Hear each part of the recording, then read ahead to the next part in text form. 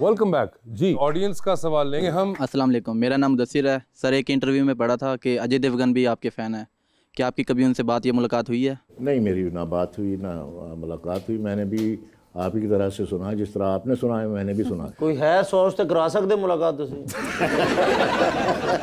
जी question. अस्सलाम वालेकुम जी, मेरा नाम अली हमजा है और मेरा सवाल सर से है कि आप पंजाब सेंसर बोर्ड के चेयरमैन हैं। सर, देखा जाए तो आजकल सोशल मीडिया पर बहुत सारा अनसेंसर्ड कंटेंट देखने को मिल रहा है। सर, आपका इस बारे में क्या कहना है? आई थिंक ये कहना चाह रहे हैं कि शायद के फिल्ट्रेशन कम हो चुकी हुई है, सोशल मीडिया के थ्रू बहुत आपको अनफिल्टर्ड चीज़ें आ रही हैं। हाँ, ये बात आप सही कह रहे हैं, बिल्कुल सही है। लेकिन आपके अंदर होती है सेंसरशिप कि क्या चीज़ जानी। जो मैं बात कर रहा हूँ, ये सारा जो मैं जोर लगा रहा हूँ वो ये लगा रहा हूँ, ये कोशिश कर रहा हूँ कि मैं भी कहीं छोटा मोटा चिराग जला दूँ, है ना। इसी तरह होता है कि हम अच्छी बात करें मुल्क के लिए, सोसाइटी के लिए, अपने बच्चों के लिए, आने वाली नस्लों के लिए। वो सेंसरशिप फिर आप खुद सोचते हैं कि यार ये जो मैं चीज़ दिखा रहा हूँ क्या ये मेरे बच्चे बैठ के देख सकते हैं? बस यही सेंसरशिप है।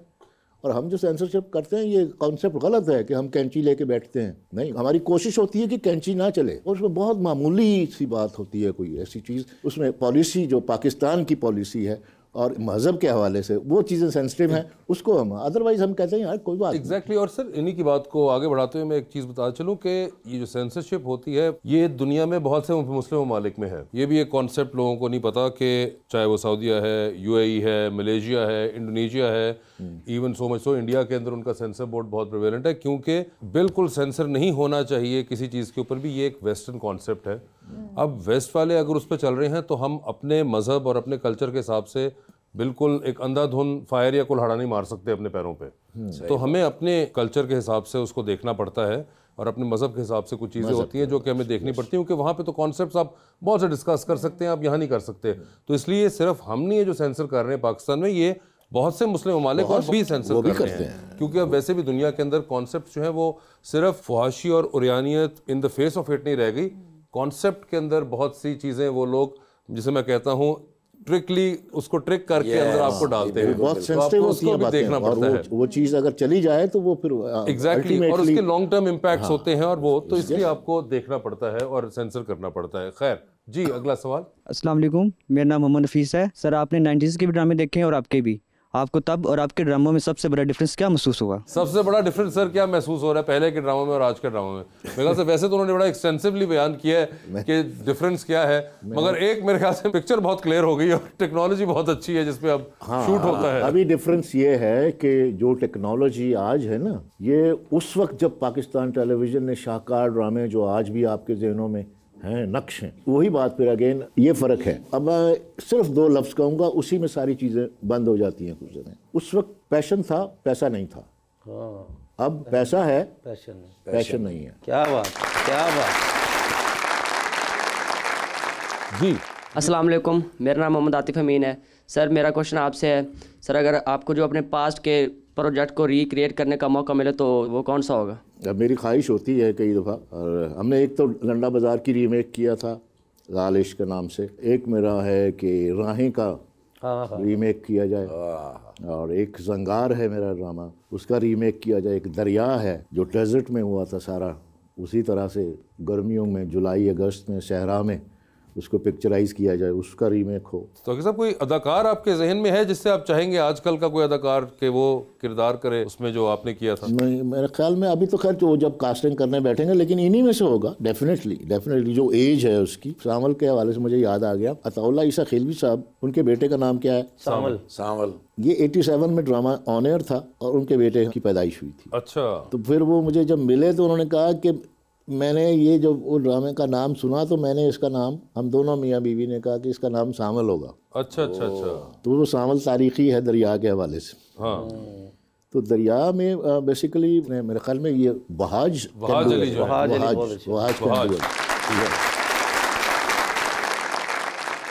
अस्सलाम वालेकुम सर, मेरा नाम मलिक उमैर है और मेरा क्वेश्चन आपसे ये है कि आपके अकॉर्डिंग जो हमारे आजकल के पाकिस्तानी एक्टर्स हैं, सोसाइटी में क्या किरदार उनको अदा करना चाहिए? तो बिल्कुल कर सकते हैं वही जो जिसकी मैं अभी बार बार मिसालें देता आया हूँ, क्योंकि वो अपने काम के ज़रिए, अपने रोल के ज़रिए और उसकी परफॉर्मेंस के ज़रिए, अदाकारी जो है ना उसकी मेराज पता क्या है, उसकी और कोई मेजरमेंट नहीं है, उसको आप नाप नहीं सकते। आज के दौर में ख़ास तौर पर जब आपके पास रिमोट भी है और आपके पास बेशुमार चैनल्स, बेशुमार ड्रामा चल रहा होता है, तो आप चेंज करते करते एक पे आके जब रुक जाते हैं और रुकते हुए उसमें महव हो जाते हैं, वो ग्रैस्प कर लेता है या कर लेती है, या एक्ट्रेस या एक्टर आपको ग्रैस्प कर लेता है, वो फिर आपको हिलने नहीं देता, आंख नहीं झपकने देता, और आपके हाथ से जो रिमोट है वो छूट जाता है, आप भूल जाते हैं, और उसी ट्रांस में आप उसके अंदर चले जाते हैं। वो है अदाकारी और वो है उसकी मेराज।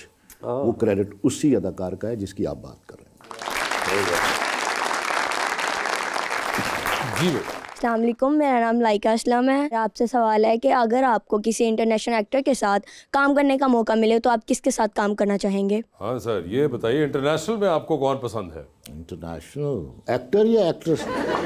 आप एक्ट्रेस भी बता दीजिए। बहुत से, जैसा कि सर, जैसा कि हर जिसको मैं बेसिकली बहुत पहले से पसंद करता आ रहा हूँ वो है James dean. James dean sir, वो अब खैर इज नॉट अलाइव। एंड मुझे जूलिया रॉबर्ट्स बहुत पसंद है। जूलिया रॉबर्ट्स, अल पचिनो मुझे बहुत पसंद है। अल पचिनो भी, हाँ जी, उनके साथ जस्टिन हॉफमैन के साथ मैं काम करना चाहूँगा। दिलीप साहब भी नहीं है, मेरा दिल बहुत बड़ी ख्वाहिश थी कि मैं दिलीप साहब के साथ काम करूँ। तो बहुत से एक्टर्स हैं। हाँ, शाहरुख के साथ भी चाहता हूँ। शाहरुख खान के साथ। यस, मैं समझा मेरा वेरी गुड एक्टर। उन्होंने इंटरनेशनल पूछे जी।